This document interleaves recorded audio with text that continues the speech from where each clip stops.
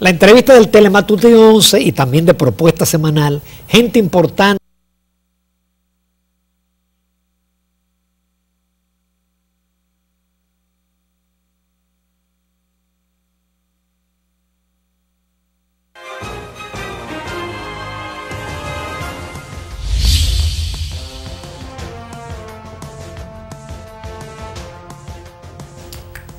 La entrevista del Telematutino 11 y también de Propuesta Semanal, gente importante a tratar temas importantes y qué más personalidad importante en una fecha como esta que Monseñor Víctor Masalles, obispo de la diócesis de Baní, San Cristóbal y San José de Ocoa. Monseñor, buenos días. Buenos días. Muchísimas gracias por aceptar la invitación. Para mí siempre es un placer estar compartiendo con ustedes Bienvenido. acerca de la fe y de cualquier tema. Especialmente porque son días de que su agenda está muy ocupada, sí, como la de todo religioso. Sí, en un jueves está la misa crismal, está la misa de la Cena del Señor y después de ahí vienen los demás actos que van a culminar en la Pascua de Resurrección. Jacqueline no quiere muchas preguntas religiosas, pero yo voy a comenzar con una pregunta religiosa. Monseñor, yo recuerdo cuando era niño, Sí. a mí me prohibían martillar, a mí me encantaba martillar y construir cosas. No se podía hablar duro. No se podía cantar. La música le llamaba música sacra, era realmente música clásica. No se podía barrer. No se podía barrer, no se podía correr. Entonces, había una especie como de respeto, yo fui monaguillo, Recogimiento. tenía que ir yo era monaguillo de la Iglesia de las Mercedes, y iba a la procesión, en fin. Entonces, a la vuelta de 4 décadas todo ha cambiado. Es decir, lo que se está planificando es un operativo para salvar vidas por la gente corriendo, ¿no? Entonces, aparte de eso, hay la impresión de que la Iglesia Católica en América Latina ha ido perdiendo cuota de participación por una serie de iglesias provenientes de los Estados Unidos, iglesias a veces que son locales. En esas dos cosas, Monseñor, ¿cuál es su opinión? Bien, yo entiendo que ciertamente la Iglesia ha bajado, ha habido un bajón, un cierto bajón, pero que no se debe a las iglesias americanas, sino se debe ella misma. ¿Por qué? Porque yo entiendo... ¿Se debe ella misma? A sus propias fallas. Y es una responsabilidad de ella misma la que tiene. O sea, no hay que mirar al vecino.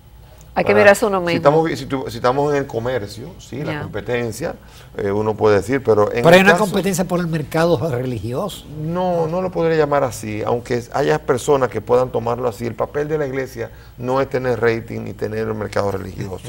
Ese no es el papel de la iglesia. Entonces, yo lo que estoy seguro es que la iglesia debió trabajar mucho siempre, en estas últimas 4 décadas, como dice, en el interiorizar las cosas, en el saber por qué se hace. Hay gente que no barría, pero no sabía por qué no se barría. Hay gente que no cantaba, no corría porque el papá le decía que no se barre. Pero puede parecer exagerado, pero lo importante habría sido explicar por qué. Y porque lo más importante era el por qué, el fondo más que la forma. Y nosotros muchas veces hemos podido tener la tendencia a ocuparnos mucho de la forma y no del fondo. Y nosotros vemos que cuando uno se centra verdaderamente en el acontecimiento que le da fuerza a la Semana Santa, es la muerte y la resurrección de Jesucristo. No es no barrer, ni tampoco no ir a la playa, aunque es bueno no ir a la playa para centrarse en meditar sobre la meditación de la muerte y la resurrección de Cristo. Sin embargo, si uno se pone a querer prohibir externamente las cosas, uno no hace que ocurra el proceso necesario de interiorización. Entonces, muchas personas con el tiempo dejan de asistir a la iglesia. Entonces, la pregunta que uno debe hacer, ¿ha disminuido la cantidad de fieles? No ha disminuido la cantidad de fieles que están. Pero hay muchos que iban por una razón o por otra, no encontraban sentido en el ir, y eso no es un grupo pequeño, que ahora ha dejado de ir. Pero sorpréndase de que el grupo que más ha crecido a nivel del estatus religioso, ¿cuál usted cree que es? Es el ateísmo. No es las otras iglesias. Evangélico. Las iglesias evangélicas andaban hace 15 años en un 18, 19 y ahora andan en 21 quizás. Muy bien, han crecido. Pero el ateísmo ahora anda por un 23%. Monseñor. Entonces, ese es el que hay que estar tomando en cuenta para ver qué es lo que está pasando en una sociedad en donde se están promoviendo antivalores, en donde se están promoviendo, y hay un ambiente de antivalores que definitivamente está estimulando el que la persona sea indiferente a todo lo que sea religioso. Por ejemplo, hablamos de feminicidios. ¿Qué importa hablar de feminicidios y hacer campañas tan bonitas? O sea, por ejemplo, ponemos un ejemplo de las canciones de la música urbana. Sí. Las canciones de la música urbana se las saben los jóvenes de memoria. Los niños. Y las cantan los niños de memoria. Yo el otro día estaba en una reunión donde yo estaba poniendo música diversa, música bonita, diversa, y los niños estaban allí en Baní. Y de repente en una me dijeron, ponga a Ozuna, un cantante de música urbana. Los 4 niños brincaron arriba del aparato a ver que le ponga música, porque brincaron. Eso quiere decir que no hay las herramientas para cuidar de que nuestros niños no canten canciones que promueven la violencia de género, la violencia contra la mujer y sobre todo el abuso sexual. Porque toda esa música está cargada, hay que verla, pero es que cuestiones como saques el guineo y con la cosa, o sea, de una manera tan grosera y que se permite ahora, no entendiendo que ese ambiente es el que más llega al corazón y al alma de los niños. Y entonces nosotros estamos barriendo y después tirando más hojas de la que estamos barriendo. Entonces, este es un problema de que yo creo que esta sociedad, como la estamos creando y con los valores que estamos promoviendo, estamos favoreciendo el ateísmo. Estamos favoreciendo que la gente sea indiferente a la cosa religiosa. Entonces, no nos debe extrañar, porque eso ha sido, en las últimas 4 décadas, definitivamente, una promoción muy eficaz y que ha tenido éxito, va teniendo éxito y esperemos que podamos detener esto.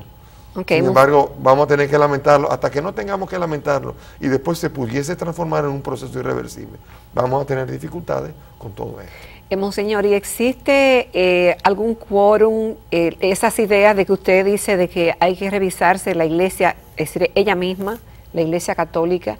¿Es una idea personal de Víctor Masalles o hay otras personalidades de la iglesia que piensan lo mismo que usted? No lo sé si lo piensan, pero yo lo expreso con toda la responsabilidad y la libertad de que la iglesia tiene que renovar su estilo de proponerse, el modo, la forma, no el fondo, porque el Papa Francisco no ha cambiado la doctrina, no hay ningún cambio sustancial de la doctrina, pero sí ha habido un cambio radical en la forma de proponer el evangelio que ha tenido acogida en la sociedad.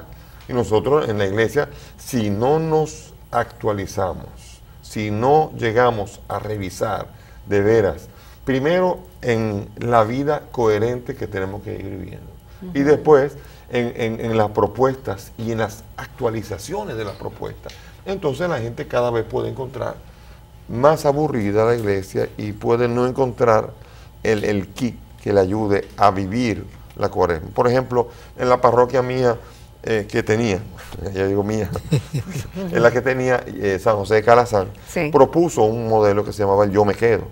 El Yo Me Quedo era una invitación a vivir la Pascua familiar, todos los miembros de la familia, vivir de jueves hasta el domingo, completo en la iglesia. Y eso era un proceso que era precioso. Hasta ¿y la gente se quedaba? Bueno, en San José de Calazán, cuando yo lo dejé, debían ser 1.500 personas las que vivían allí la Pascua Juvenil, nada más que en el templo, y habían entonces 250 personas comprometidas organizando el evento, y esto se expandió. Llegó a tener 25, la arquidiócesis, 25 parroquias con el Yo Me Quedo. Llegó a San Francisco de Macorís, llegó a Santiago y hasta México. Y ahora en Baní. Porque el Yo Me Quedo es una idea muy bella, muy preciosa. Muy preciosa. Y en Baní, San Cristóbal, la gente no se va. En Baní la gente no se va. La gente ni en San Cristóbal ni en San José de Córdoba. Bueno, la gente normalmente va a sus pueblos. O sea, Baní, he encontrado otra realidad, que en Baní hay más gente en Semana Santa que durante los días normales. O sea, que yo recibo a los que se van de la capital, que son banilejos, los recibo allá, y en Semana Santa hay más personas. O sea, no hay que promover Yo Me Quedo, lo que hay que hacer es bienvenidos y vamos a celebrar la Semana Santa. Y eso es lo que básicamente se está haciendo en la diócesis que he llegado. Aunque tengo un año todavía ahí, estoy todavía nuevo. Y además como titular, porque el problema está en que yo fui auxiliar en la arquidiócesis. O sea, que auxiliaba al arzobispo en cosas específicas, puntuales. Pero ahora me toca bregar con todos los puntos y aspectos de la diócesis. O sea, que me toca una responsabilidad y uno va aprendiendo y soy un novato, se puede decir, en esto. Monseñor, usted habla de los cambios, no piensa un tanto en el Concilio Vaticano II, donde hubo cambios grandiosos de de la misa en latín a la misa en español. A mí me dio muchísima dificultad. Yo era monaguillo y pasar de la misa en latín a la misa en español y además de frente al público. Y yo pienso que ese tipo de cosas tuvo un impacto en ese momento, en un acercamiento de la iglesia hacia el pueblo. Es decir, el Concilio Vaticano II fue un cambio muy radical, todo junto, a nivel de Biblia, a nivel de liturgia, a nivel de actitud con las demás iglesias, a nivel ecuménico y en litúrgico y en todos los niveles. Entonces fue un cambio en todos los órdenes que yo entendía que habría sido muy bueno irlo haciendo paulatinamente, porque nosotros somos animales de costumbre. Yo como era monaguillo y aun siendo monaguillo te dio una crisis, porque cuando uno está acostumbrado toda la vida a hacer algo, hay que preparar el camino, hay que hacer la estrategia de comunicación, que eso me refiero. Hay un problema, la iglesia tiene un problema grave de comunicación, siempre lo he dicho, y tiene que desarrollar una adecuada estrategia de comunicación. ¿Comenzando desde dónde? Comenzando desde la cúpula. Tiene que tener una buena estrategia de comunicación, de otro modo no va a poder llegar, no va a poder dar a entender los cambios o los factores que quiere impulsar, no lo va a poder llegar porque a impulsar correctamente si no logra que la ciudadanía entienda, acepte y se monte en el tren. Monseñor, los cambios entonces son cambios que son de 2 o 3 gatos y no de la iglesia y de su iglesia. Monseñor, ¿y no hay un estilo de comunicación, por ejemplo, de esa forma tan estrambótica que lo hacen los pastores, que vuelven loca a la gente, y entonces el sacerdote es un poco más sereno, más calmado, más... Sí, bueno, esto, o sea, el pentecostalismo y ese estilo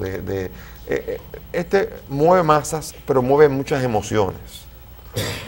Y yo creo que las emociones también hay que tocarlas.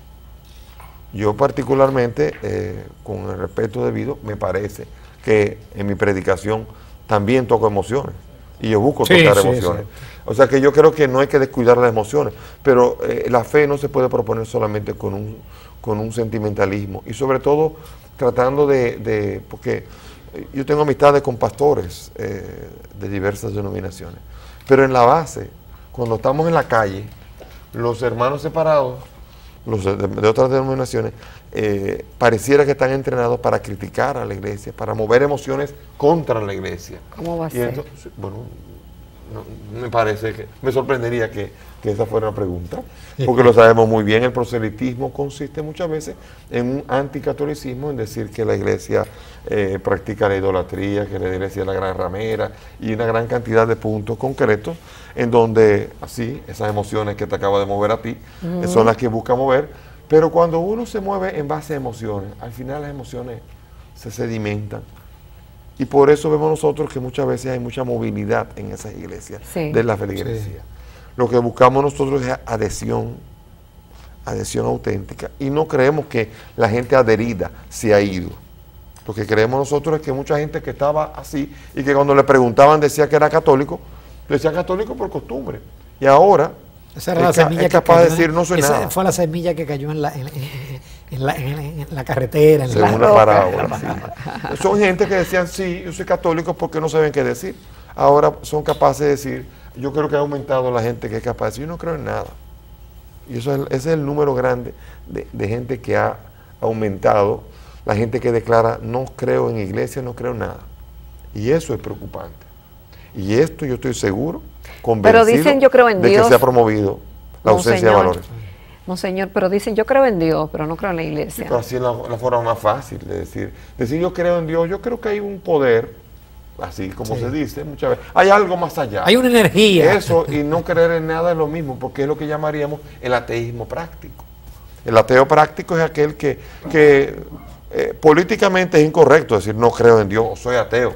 No, yo creo, pero en la práctica es un ateo, porque quien vive de espaldas a Dios, porque no hay que ser un fanático, pero tampoco hay que ser un indiferente. Yo creo que a Dios no le gusta ninguno de esos dos extremos. Yo creo que hay que ser una persona religiosa y hay que tener los pies en la tierra. Y quien hace eso, yo entiendo que agrada a Dios.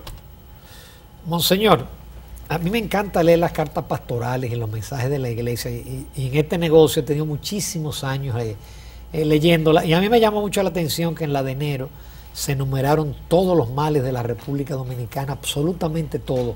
Sin embargo, el tema de la migración haitiana estuvo ausente de la pastoral. Estuvo, pero estuvo con muy poco, sí, hubo poca fuerza ahí. Habiendo obispos que le ponen acento a eso, sin embargo. Usted, por ejemplo. Pero otros también. Y otros también. Sí, pero no, sin usted embargo, es Monseñor de la Rosa y Carpio, y me paro de contar. No, el obispo de Barahona también se expresó. Y también Osoria, el arzobispo de Santo Domingo. ¿Qué? Se ha expresado con respecto a la migración haitiana también, ¿no? Se ha expresado favoreciendo. Bueno, se ha expresado favoreciendo el cuidado y la atención pastoral a los haitianos. En el sentido, el problema haitiano nuestro es nuestro, porque somos nosotros los que hemos dejado la puerta abierta. Somos nosotros los que no le podemos echar la culpa a nadie. Eso, es cierto. De la falta de control, pero no esto, en todo, en el tráfico.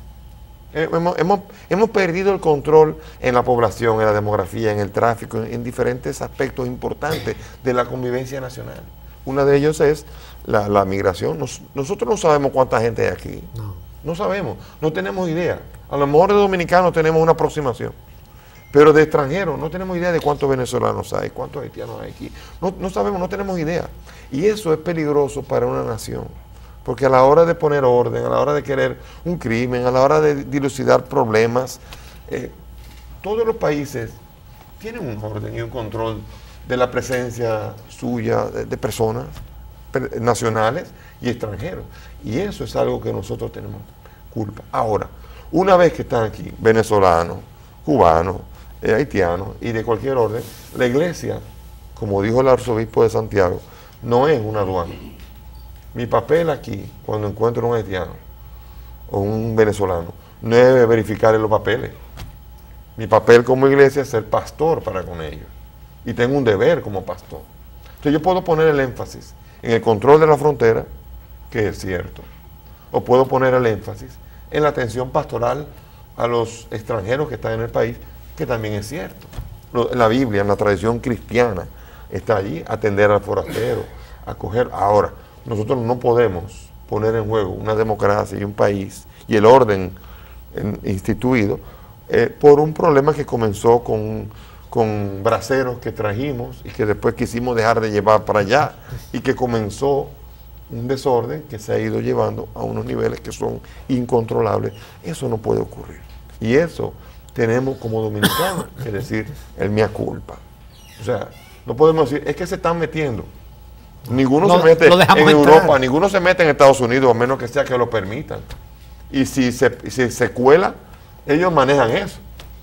Y nosotros tenemos un problema que es mano de obra barata. Nosotros tenemos una cantidad de restaurantes, un montón de venezolanos que no hay que pagarle ningún tipo de prestaciones que un dominicano habría que pagarle. En la construcción y en otro tipo de negocios, también nos conviene tener haitianos trabajando a una mano de obra barata. Eso sirve para el beneficio, para no pagar impuestos, pero esto no ayuda a lo que es un orden institucionalmente constituido. Nosotros estamos aquí promoviendo beneficios ilegales, contratando personas que deberían tener los mismos beneficios, pero que deberían pagar las mismas prestaciones, en igualdad de condiciones y situaciones como esta. Nosotros deberíamos llevar un control del uso de los recursos para asistir a las personas extranjeras, a las nacionales.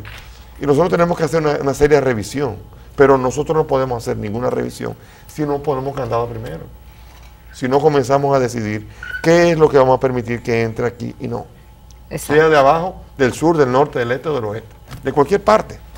Si nosotros dejamos que los venezolanos entren, los italianos, españoles, americanos, haitianos, cualquiera entre, y aquí no tenemos control de quién está aquí, después no podemos exigirle a nadie, ni podemos echar la culpa a nadie. Después alimentamos un odio. Alimentar un odio contra el haitiano tampoco es algo que es útil. Porque de hecho, ¿qué hacemos nosotros? Nosotros salimos a otros países buscando una mejor vida. Nos reciben y tenemos que dar gracias. Tenemos 1.6 millones más o menos, de dominicanos viviendo en todo el área metropolitana de Nueva York. Y ellos han sido una bendición, como el país ha sido una bendición el que los haya podido recibir. Y ya somos una población importante allá.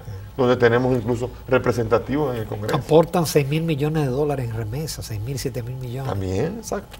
Entonces, pero usted no cree, la migración señor, no es mala. que es inevitable el tema del odio con lo que pasó, con lo que vio que uno ocurrió en Pedernales. Así que va a ser inevitable en el futuro choques de esa naturaleza. Puede ser que sea, porque nosotros tradicionalmente también en nuestro sistema educativo hemos sido educados para rechazar a los haitianos. Eso hay que reconocerlo también. Quien ha ido a la escuela y tiene más de 50 años sabe lo que estoy diciendo. Y entonces, y el que está yendo a la escuela también ahora, tenemos que revisar la forma como tenemos que amar a nuestro país, que no es despreciando al otro, sino creando ciudadanos que sean capaces de ocuparse de que nuestro país sea un país de orden. O sea, tenemos que educar a nuestros dominicanos para que cierren el candado, para que alguien por fin se digne a cerrar la frontera y a poner orden en nuestro país, de una u otra manera, una manera adecuada, claro, siempre democráticamente hablando. Claro.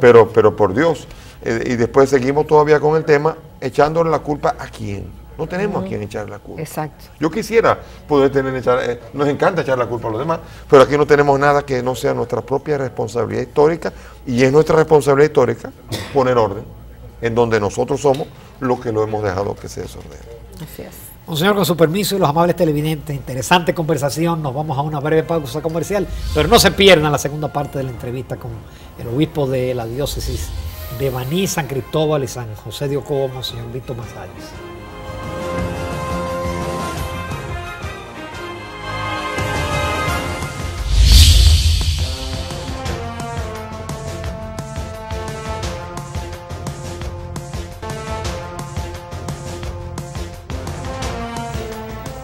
Continuamos en Telematutino 11 y en Propuesta Semanal, esta semana conversando con Monseñor Víctor Masalles, obispo de la diócesis de Baní, San Cristóbal y San José de Ocoa.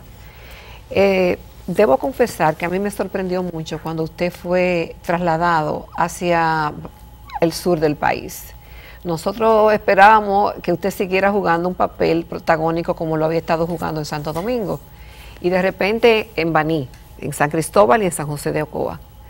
Algunos consideraron, bueno, lo sacaron y se lo llevaron para allá por ciertas razones, para que no hablara, para que no se expresara alguno de sus pensamientos.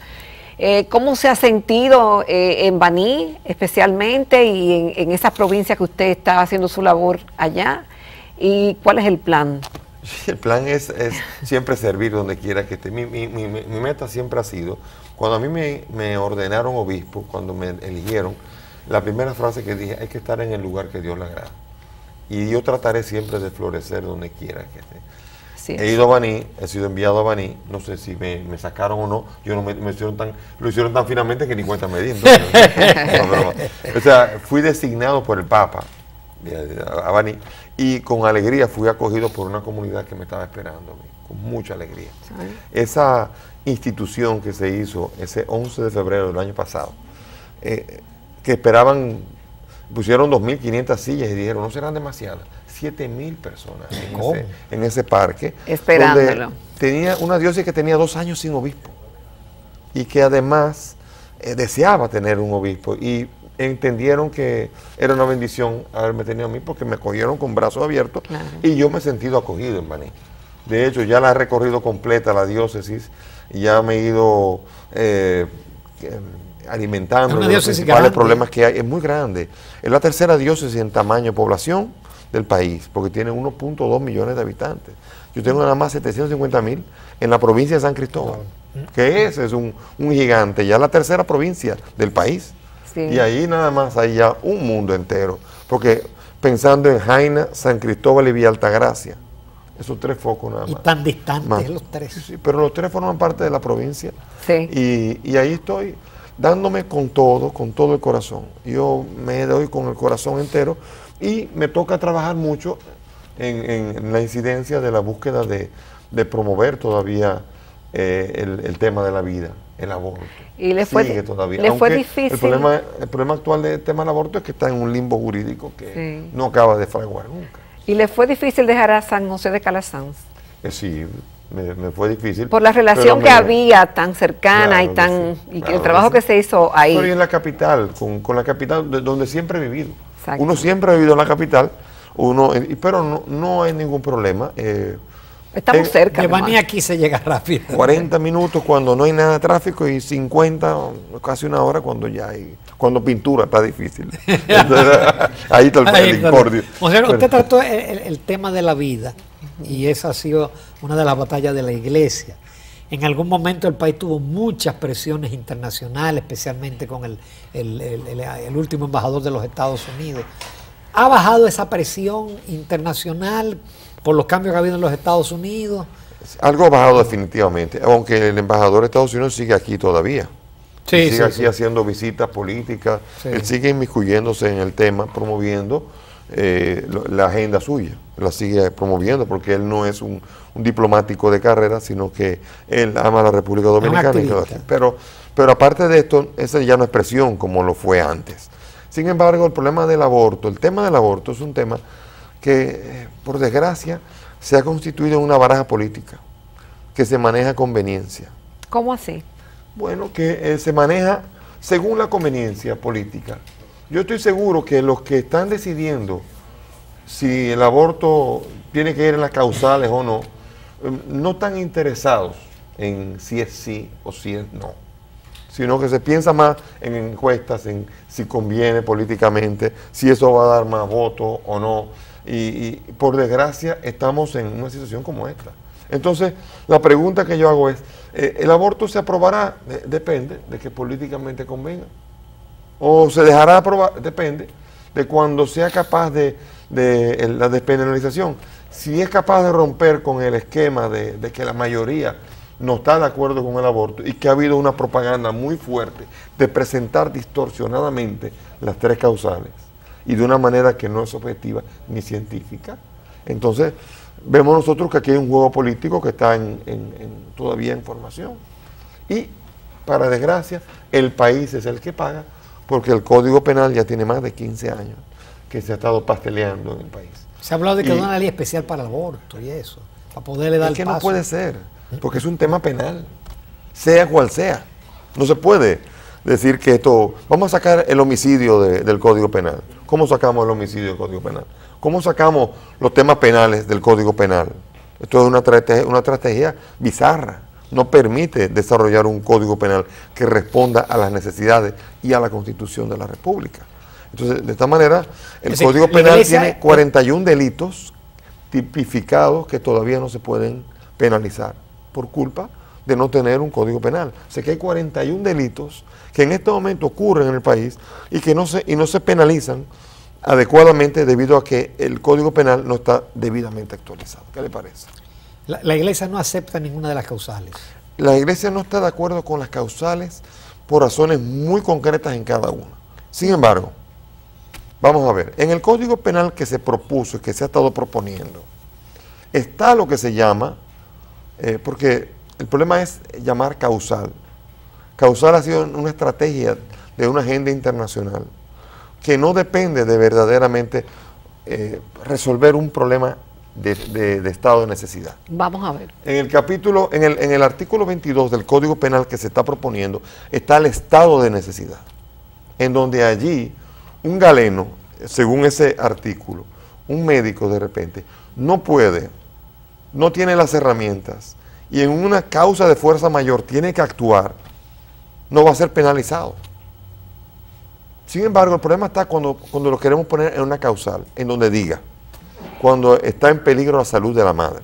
¿Y por qué no? ¿Por qué no? En España, por ejemplo, se ha llegado a la laxitud en ese concepto, que en España cuando una mujer está embarazada y está con estrés, ella puede ir al médico Y decir que y el médico dice que está en peligro su salud emocional. Y eso forma parte de la salud de la madre. Y la mujer... Sí, que es muy amplio el concepto. Sí, porque la causal es una argolla que se va abriendo con el paso del tiempo y que tiene como finalidad que exista el aborto libre. O sea, la finalidad última, y lo que ha ocurrido en todos los países, es que por medio del mecanismo de la triquiñuela de las causales, al final se ha logrado el aborto libre. Ahora, si está en peligro la madre, que se trate de salvar las dos vidas en la medida de lo posible, ¿verdad? Eso es lo que dice el Código Penal. Sin embargo, si hay un momento en donde no se pueden salvar las dos vidas y se está actuando en estado de necesidad, el artículo 22 del Código Penal no hace que un médico, si certifica que hizo todo lo posible, no va a caer nunca preso, no va a tener ningún problema. Pero se está vendiendo que la iglesia es una inquisidora, que si se le muere un hijo a la mamá, que la mamá tiene que morirse si tiene que morir, pero que si se le muere un hijo, entonces la va a meter en la cárcel. Y esto es distorsionar y sobre todo no tener conciencia de lo actualizada que está la medicina. Nuestro problema grave es que los centros maternos de nuestro país no cuentan con las herramientas adecuadas que tiene que contar un sistema de salud. Por ejemplo, en Chile, el país en América donde hay menos índice de mortalidad materna. Le preguntaron a los médicos, le preguntan, ¿a qué se debe eso? ¿A qué se debe ese bajo índice de mortalidad? Se debe a dos cosas. Digo, estamos hablando que Chile estuvo hasta ahora penalizado completamente el aborto. Y entonces, ¿a qué se debe? Se debe a dos razones. Primero, la educación de la ciudadanía. Y segundo, a que Chile invirtió de manera tal que hay un centro materno infantil en cada municipio actualizado con la medicina de la última generación. Con lo cual permite que una mujer en Barahona, que tiene eclampsia, que se puede manejar, no sea que tiene que llegar a la capital ya muriéndose, ya en un estado de muerte. Y eso no se debe a unas leyes injustas, se debe a un sistema de salud que no es capaz de obedecer a las necesidades de su ciudadanía. Porque no es verdad que una persona en Montecristi tiene que venir a la capital cuando la situación se pone grave. ¿Por qué no existe un sistema de salud competitivo en cada uno de los centros maternos de nuestro país? Y ese es el mea culpa que tenemos que hacer como dominicanos. No que haya una ley en donde no se respetan los derechos de la mujer, que el derecho de la mujer es tener un sistema de salud adecuado. No es abortar a su niño cuando quiera o cuando tenga una salud emocional comprometida, sino cuando tenga un sistema en donde la ciencia médica actualizada ha hecho todo y no se pudo. Y la causal que algunos argumentan, el tema del incesto, de la violación. Vamos a ver. Cuando hay un incesto, o sea, estamos hablando de una violación, que no es lo mismo una relación continuada consentida, porque son cosas diferentes. Porque a veces un tío ha estado violando, hasta el papá mismo, ha estado teniendo relaciones, forzando a la hija o a la nieta o a la sobrina a tener relaciones, y después la niña aparece con 4 meses, porque esos casos no aparecen en el momento en que tuve la primera relación, sino que después de un tiempo en donde se va destapando el asunto, entonces aparece la niña ya con 6 meses, ¿y quién puede ahora ponerse a pensar en aborto después de que ha ocurrido una situación como esa y no ponerle coto al asunto, no enfrentar el asunto? Ahora, cuando hay una violación, lo que se llama un estupro, que es una violación, hay un protocolo en la República Dominicana que ha proporcionado el Ministerio de Salud. Si una mujer llega a un centro de salud violada, hay un protocolo que sin producir un aborto puede atender a la mujer y puede resolver el asunto sin que uno pueda pensar en aborto, porque el aborto, una concepción ocurre siempre de 36 a 72 horas después de una relación, nunca antes. Entonces aquí tenemos un problema que tenemos que afrontar adecuadamente. Además de que, comencemos porque la Convención Interamericana de Derechos dice que nosotros no podemos transferir la culpa de una persona a otra. Las culpas no son transferibles. Si un papá es un asesino, el hijo no es un asesino. Si el papá es un ladrón, no podemos transferir la culpa al hijo y decir que el hijo es un ladrón. Que es lo que está pasando con el candidato, el nieto de Trujillo, que ahora quiere ser candidato y le cae arriba toda la tara de su abuelo. Y como si él fuera, tiene que heredar la culpa de su abuelo, él tiene derecho como ciudadano a presentarse. Ahora, un violador viola a una mujer, la mujer queda embarazada. Hay una criatura, hay 3 personas. ¿Qué hay que hacer con esto? Primero, hay un proceso. Primero hay que meter preso al violador, y eso nunca ocurre. O pocas veces ocurre. Después, segundo, la mujer acaba de ser violada, necesita, primero que nada, una terapia, porque una violación es un trauma.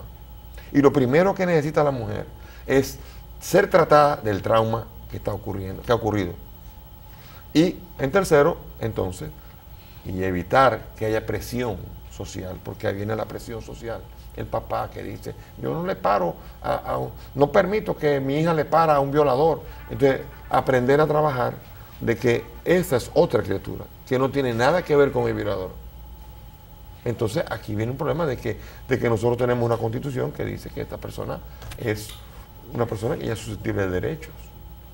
Y además, en mi experiencia personal, yo, en los casos que he tratado de mujeres que han sido violadas y que han quedado embarazadas, que por cierto es un 0.01%, en una gran parte de esos casos, cuando se ha tratado a la mujer ha decidido querer tener niños.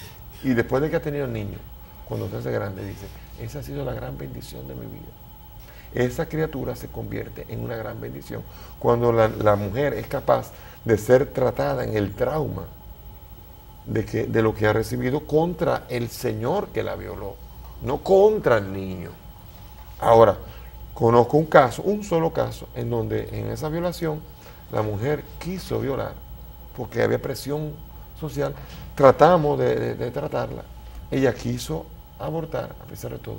Y ella se le añadió un segundo trauma que se llama el trauma posaborto. Los médicos pueden hablar del trauma posaborto. Claro. Y esa mujer, por desgracia, todavía hasta el día de hoy, por desgracia, es un guiñapo más. Porque además de su primer trauma, que fue el estupro, ahora viene el segundo trauma, que es el síndrome de posaborto, en donde esa mujer nunca ha podido levantar cabeza, nunca más en su vida. Porque son dos traumas que pesan sobre ella. Yo estoy convencido de que la violación, el aborto, terminar voluntariamente una vida de una criatura que viene en esas condiciones, no es lo que soluciona realmente el problema social que hay de por medio. Y las malformaciones. Si la criatura viene con malformaciones o que por ejemplo, viene con problemas graves. Islandia y España, Islandia y España, por ejemplo, son dos países en donde ya no han resuelto el problema del síndrome de Down. ¿Tú lo sabías? Allá no nacen niños Down. ¿Por qué? Los han abortado a todos. Cuando hay un niño Down, tienen permiso para abortar. Los niños de síndrome de Down son una bendición. Vaya al evento Quiéreme como soy, para que vea qué bendición son esos muchachos. Hay uno de Puerto Plata que hizo un discurso bello que está en las redes diciendo que él tiene dignidad, que él estudió, que él quiere hacer esto, que él piensa trabajar. Una belleza. Entonces, y perdóname, le voy a decir, es un poco nazi decidir quién puede nacer y quién no. ¿Quién no? Es decidir que esta persona no tiene derecho a nacer porque esta persona es un estorbo para la sociedad. Hay que tener cuidado con lo que dice. Otra cosa es que no sea viable con la vida, y esto, hay protocolos también en medicina que dicen cómo tratar un embarazo ectópico. No hay que discutir eso, y ni hay que legislar sobre esto. El embarazo ectópico tiene un protocolo en el Ministerio de Educación que no hace falta legislar, pero claro, la causal es siempre con la finalidad de hacer más laxo el derecho que le quieren endilgar a la madre de que tiene derecho, cuando ella quiera, puede eliminar la criatura que tiene en su vientre. Que a fin de cuentas es por lo que yo llamo las causales, una triquiñuela política que se vendió desde los Estados Unidos con este movimiento de la promoción de la ideología de género y con el miedo de controlar la población, del exceso de población y quererlo controlar la población. El problema nuestro no es un exceso de población, el problema nuestro es un problema de humanidad, porque estos son casos mínimos. No podemos pensar que un 0.1% de la población va a resolver el problema de la demografía mundial. O sea que estamos siendo hipócritas y de esa manera distorsionada y poco científica y poco racional hemos querido presionar a nuestros legisladores para que legislen a favor de las causales. Y todavía lo están haciendo.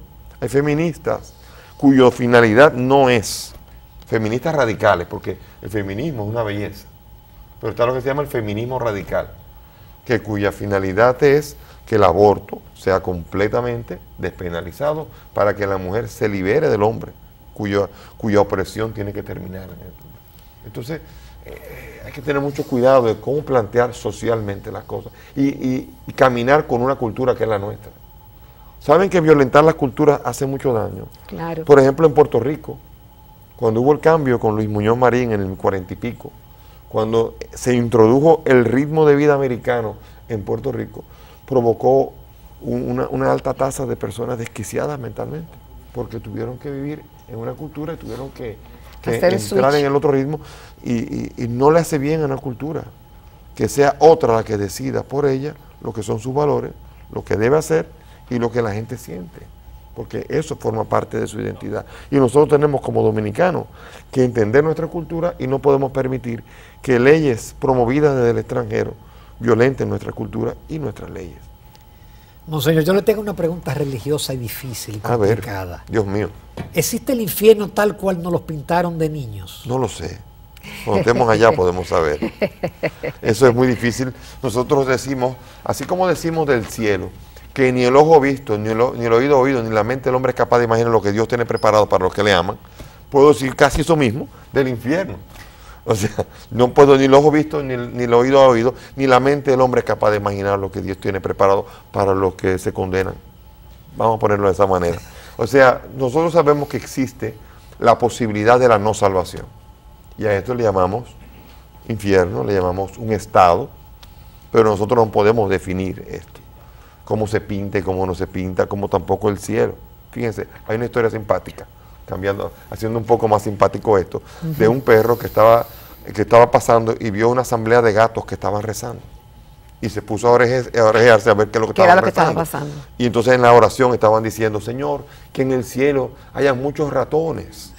Y el gato dijo, qué estúpidos estos gatos. No saben que en el cielo lo que hay son muchos huesos. Entonces, a veces el cielo nos lo hemos pintado nosotros. Pero San Pablo nos advierte que en las cosas últimas, se llaman así, las cosas que son metahistóricas, nosotros podemos imaginarnos, saber, intuir, pero no podemos saber lo que es el cielo. El cielo se nos promete. Jesucristo habló de él, pero habló de una morada en el cielo. Pero allá no hay ministerio de obra pública para construir moradas. No es con bloques. ¿Qué moradas son? El trono celestial es de madera, es acolchado, ¿cómo es? De oro. Entonces tenemos que tener mucho cuidado de que cuando hablamos por imágenes solamente, estamos solamente haciendo referencia, hablando de cosas eternas con situaciones terrenas, porque no podemos hablar de otra manera. Como lo decía San Pablo en 1 Corintios 13, hablamos como niños de cosas que no sabemos, pero cuando lleguemos allá podremos hablar de lo que sabemos. O sea que la Jerusalén celestial con calles de oro, mar de cristal, con un trono, todo esto forma parte de hablar de lo del cielo, pero con categorías terrenas, porque no podemos hablar con categorías que no sean las nuestras. Magnífico, bueno, Monseñor. Brillante. Brillante y nos faltó tiempo para tratar muchísimos temas. Pero le agradecemos mucho en todo lo que vale haber sacado esta fecha tan importante para conversar de todos estos temas que tenían. En el fondo tenían todos contenidos religiosos. Bueno, claro. La religión no es solamente el cielo, aunque a eso que vamos. Es más que eso, el camino a. Claro. Gracias, Monseñor. Amables televidentes, continuamos. Nos vamos a la recta final del Telematutino 11 y también de Propuesta Semanal.